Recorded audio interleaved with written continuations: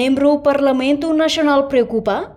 ponte Gomilafa Nebekotu, prejudica a população e a posto bagia, município Bocau label acesso a transporte público. Deputado Husi Bancada Senerte, Virgílio Pereira hatou preocupação ne, liu Husi plenária Parlamento Nacional segunda ne, liga ao ponte Gomilafa, nebe halo ligação entre posto administrativo Laga no Bagia, nebe Kotu e Lorong Hirakliba, causa Husi Udambot nebe acontece. Citação ne halo população e posto Bagia, labele acesso a transporte público, tambah la ia dalam alternativo selo, hodi facilita sira. Tambah ne husuba governo li husi Ministério Obras Público, atu toma atenção urgente ba questão ne, atu comunidade sira bele halo sira ni movimento hanai sampai baing. Relaciona com ponte Gomilafa, nebe halo ligação entre posto administrativo Laga no Bagia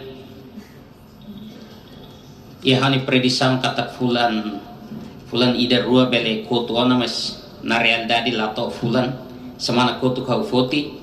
foi em Horsei udang bot e ponte ne kotu duni ne haturu kata ponte único ida nebe halo ligação entre posto administrativo rua ne, se enquanto ponte ne kotu significa kata povo posto administrativo Bagia labele acesso a transporte público, tambah careta liuladia kona e ponte dane único ponte nebe hal ligação lá é tandalan seru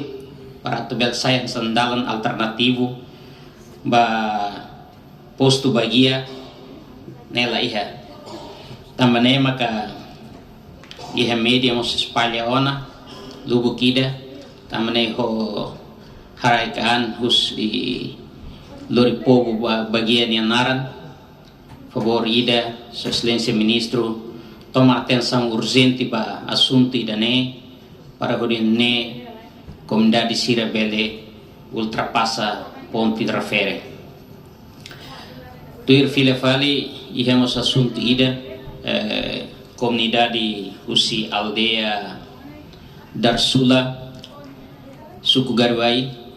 atau hela informação ida para Husu Sua Excelência Ministro Obras Públicas atau taumatan hela ba estrada ida